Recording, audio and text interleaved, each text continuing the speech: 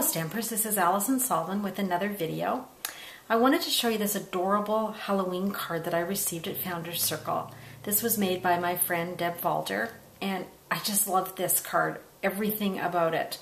But I wanted to change it up just a little bit. I wanted to use the same image that Deb used and the same design, but I wanted to make it into this kind of card, which is sort of like a swing gate card. So you can see where I've used the framelit to just frame the piece that then slides in and creates this closure.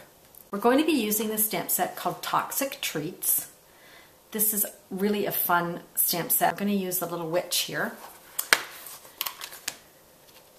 And I'm also going to use the cauldron for the inside of the card. The first thing I want to do is to get my cardstock, and I always use an embossing buddy when I'm embossing. Just means that the embossing powder won't stick to places that I don't want it to. And I'm also going to just run it over my inside piece too. So I'm going to take my stamp here with the Versamark ink, which is a very sticky ink, and I'm going to stamp it in the middle of my scrap piece of paper. And I'm quickly going to transfer this block to my cauldron, and I'm going to stamp it in the corner. Then I'm going to apply the black embossing powder. I find that the black is really finely ground, so it's really nice for detailed images.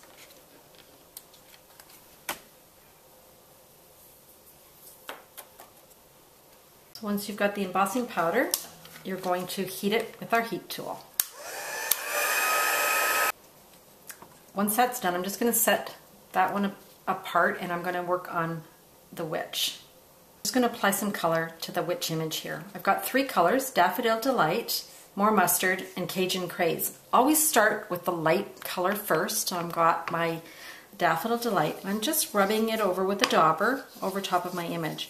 Because it's embossed, it's going to resist the ink, and so it's not going to interfere with the image. Then my More Mustard, I'm just going to go over top like so, and just darken a little bit on the edges. And then lastly, I'm going to come in with my Cajun Craze. And I'm going over the edges here because I'm going to be cutting this out with one of our framelits. So it won't matter if I've gone over the edge. And that's what it looks like when you're finished coloring it. The next thing I want to do is I want to cut out this image with the framelit. So this is the label framelits. I love these because they all nest one inside the other. And I'm just going to lay it on top like so, place it between my two clear plates, and run it through my Big Shot. And once I've done that, this just pops out, and I've got my image. I'm going to go back in with my Cajun Craze and just go around the outside. So now I can just set that aside for a minute. Next thing I want to do is create the actual card. I've taken a piece of 8.5 by 11 cardstock, and I've cut it down so that it's 8 by 5.5. Then I've gone ahead and scored it at 2 inches and 6 inches, and that's creating my gate card. Then I'm placing it in the spider web embossing folder, and someone at Founders Circle told us that sometimes if you find these embossing folders are cutting too deeply into your cardstock, if you just put a piece of vellum, I just left this piece here, on the side that's the positive side, and just run it through like that, it won't cut through your cardstock as much. So I'm just going to run that through the Big Shot. And after I have done that, it comes out like this. The next thing I want to do is to create the frame. What you want to do is place the outer frame onto your paper, and then the inner frame, the one that's a bit smaller, just inside like so. You want to take a Post-it note, and I just lay that across just to hold it in place, and then run that through your Big Shot. And when you do that, you end up with this. So you've got your piece in the middle that you can save for another project, and you've got your frame.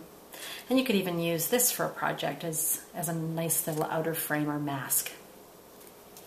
So now we can start putting our card together. The inside piece looks kind of plain because it's got these just clean edges. So I would color it with one of the colors that you used on your Witch. For the outside, we're going to bring in our frame. We're going to bring in our little witch that we colored. We're also going to bring in a piece that lines up exactly inside that outer frame. The only other thing I have to do is I've got this little strip of paper and I want to create a little banner end, and I'll show you an easy way to do this. Take the center and just cut up arbitrarily to wherever you want, and then cut from one corner to the middle and from the other corner to the middle, and you get a perfectly sized little banner tail every time. On my web, I want to add a little bit of interest, so I'm using this brand new stamp pad called Illuminate, which is in the Holiday Mini. It's really great. It's like a Versamark pad, but it's got glitter already in it. And if you just rub it across your card, it's going to stick to the raised parts of the web. And it just gives this really cool, spooky look. The last thing I want to do on the outside of the card is I just want to add a little bit of color to the edges. So I'm using basic gray because that's the color of the cardstock. And I'm just going to go with the sponge all the way around. Now we're ready to put our card together. So I'm going to bring in the banner that we created earlier. And I'm just going to glue it down like so, halfway. So it's not stuck to this part, it's only stuck to this side. Okay. I'm going to go ahead and use Stampin' Dimensionals to pop up my witch on the black piece.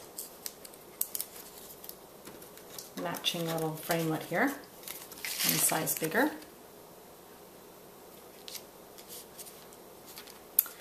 And then lastly, I'm going to just stick this on the front. So you want to make sure that you're not putting glue beyond half of this. So just like that, centered in the banner and centered down the middle of the card. Then I bring in the little frame and I just position it over the top where it's supposed to go, like so.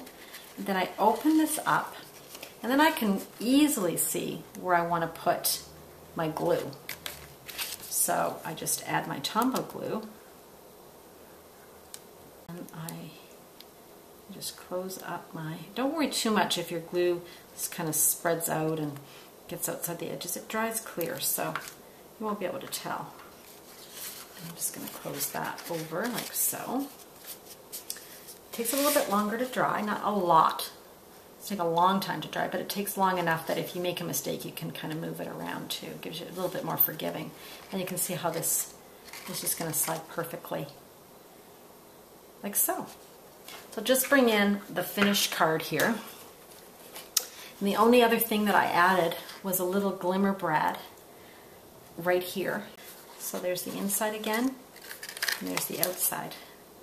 So I hope you've enjoyed this tutorial, and I want to thank my friend Deb Valder for creating this card and allowing me to use it just in a different kind of fold.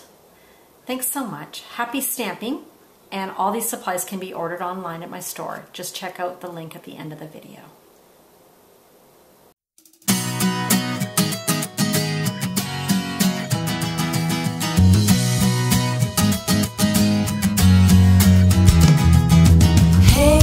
If you wanna play, make it about a place. It'll take creation, imagination. Try to draw outside the line. Let us